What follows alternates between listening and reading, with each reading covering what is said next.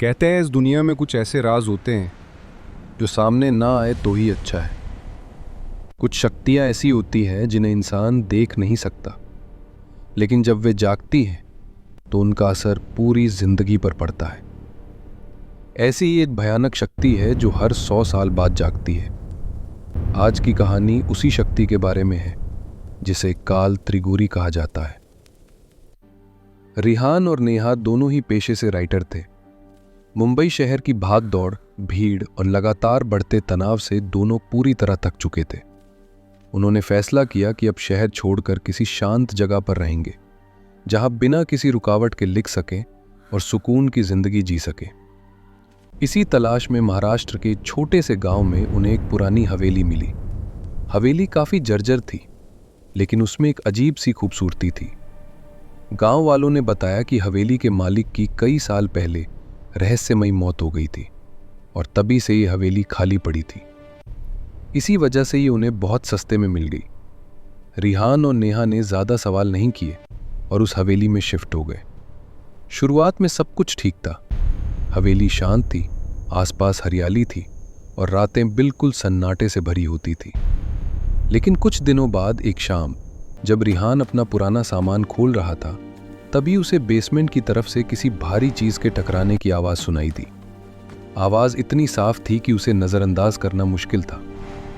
रिहान ने बेसमेंट का दरवाजा खोला तो देखा कि अंदर एक पुरानी रॉकिंग चेयर अपने आप हिल रही थी और बार बार एक बड़े से संदूक से टकरा रही थी। संदूक बहुत पुराना था, उस पर जंग लगा ताला लगा हुआ था।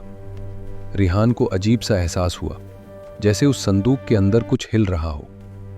काफी देर तक संदूक को घूरने के बाद रिहान ने ताला तोड़ दिया। जैसे ही संदूक खुला, एक तेज ठंडी हवा उसके चेहरे से टकराई।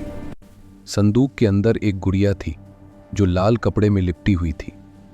उसके नीचे एक पुरानी किताब रखी थी जिसके कई पन्ने फटे हुए थे। फटे हुए पन्नों पर बड़े बड़े अक्षरों में लिखा था, त्रिगोरी को मत छूना, ये गुड़िया आत्माओं को आकर्षित करती है। चेतावनी साफ थी, लेकिन रिहान खुद को रोक नहीं पाया। उसने लाल कपड़े को थोड़ा सा हटाया। गुड़िया की आंखें पूरी तरह सफेद थीं और उसका शरीर काला पड़ा हुआ था। उस गुड़िया में कुछ ऐसा था जो रिहान को डराने के बजाय खींच रहा था। बिना ज्यादा सोचे समझे वो उस गुड़िया और संदूक को उठाकर अपने स्टडी रूम में ले आया। उसी रात से रिहान की जिंदगी बदलने लगी। उसे पूरी रात अजीब अजीब आवाजें सुनाई देती रहीं, जैसे कोई बहुत दर्द में चीख रहा हो और उसे बुला रहा हो। हर बार जब वो डर के मारे आंखें खोलता, कमरे में उसके और नेहा के अलावा कोई नहीं होता। एक रात जब वो अपने स्टडी रूम में बैठकर लिख रहा था, अचानक कमरे की सारी लाइटें फ्लिकर करने लगी और कुछ ही सेकंड में सारे बल्ब तेज धमाके के साथ फट गए। उसी पल उसे घर के बाहर किसी के जोर से चिल्लाने की आवाज सुनाई दी। बाहर जाकर देखा तो दरवाजे के पास एक काली बिल्ली बेरहमी से मरी पड़ी थी। इसके बाद हालात और बिगड़ते चले गए। रिहान को हर वक्त ऐसा महसूस होने लगा कि उनके घर में कोई और भी मौजूद है। बेसमेंट की रॉकिंग चेयर अपने आप हिलती रहती थी। रात के अंधेरे में उसे घर के अंदर मरे हुए लोगों के चेहरे दिखाई देने लगे, जो पल भर में उसकी आंखों के सामने से गायब हो जाते थे। डर और बेचैनी ने उसे अंदर से तोड़ना शुरू कर दिया। उसने ये सारी बातें नेहा को बताई, लेकिन नेहा को उसकी बातों पर भरोसा नहीं हुआ। उसे लगने लगा कि रिहान जरूरत से ज्यादा सोच रहा है।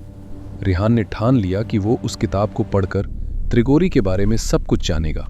वो दिन रात गुड़िया और किताब के पन्नों में उलझा रहता।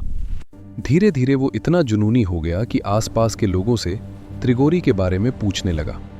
इसी दौरान किसी ने उसे एक पंडित के पास भेजा। पंडित ने जो बताया, उसे सुनकर रिहान के रोंगटे खड़े हो गए। पंडित ने कहा कि हर 100 साल में एक खास संयोग बनता है, जब चैत्र अमावस्या, चैत्र पूर्णिमा और बैसाखी अमावस्या एक ही महीने में पड़ती हैं। उस महीने को काल त्रिगोरी कहा जाता है और उसी समय एक भयानक काली शक्ति जाग उठती है। पंडित ने यह भी बताया कि उसी गांव में 100 साल पहले एक काला जादू करने वाली औरत ने इसी लाल कपड़े में लिपटी गुड़िया की मदद से काल त्रिगोरी को जगाने की कोशिश की थी, जिसके बाद एक ही रात में पूरा गांव तबाह हो गया था। डरे हुए रिहान ने पंडित से मदद मांगी। पंडित ने उसे 2 काली बिल्लियां दी और कहा कि वो कुछ दिनों में हवेली आकर त्रिगोरी को शांत करेगा। रेहान पूरे मन से पंडित के बताए उपाय करने लगा, लेकिन पूजा के दौरान नेहा से एक बड़ी गलती हो गई। डर और घबराहट में उसने बिना लाल कपड़े के उस गुड़िया को उठाकर जला दिया। यह देखते ही पंडित कांप उठा और उसने कहा कि अब काल त्रिगोरी से बचना नामुमकिन है। वो पूजा बीच में छोड़कर भाग गया। अगली सुबह नेहा को खबर मिली कि उसके माता पिता के घर में आग लग गई है और उसकी पूरी फैमिली उस हादसे में मारी गई है। कुछ ही देर बाद ये खबर भी आई कि वही पंडित जंगल में मरा हुआ मिला है। उस रात हवेली से भयानक चीखें सुनाई दी।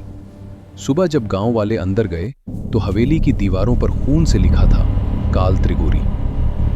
बेसमेंट में रेहान और नेहा दोनों बेजान पड़े थे। पुलिस को रेहान की डायरी मिली, लेकिन न संदूक मिला न गुड़िया। बस रह गया एक सवाल, जब काल त्रिगोरी फिर 100 साल बाद जागेगी तो अगली बर्बादी किसकी होगी? अगर आपको ये कहानी पसंद आई हो तो वीडियो को लाइक करें, अपने दोस्तों के साथ शेयर करें और ऐसी ही दिल को छू लेने वाली कहानियां सुनने के लिए हमारे चैनल को सब्सक्राइब करना न भूलें। आपकी राय हमें कमेंट में जरूर बताइएगा, क्योंकि आपकी एक बात हमें और बेहतर बनने की ताकत देती है।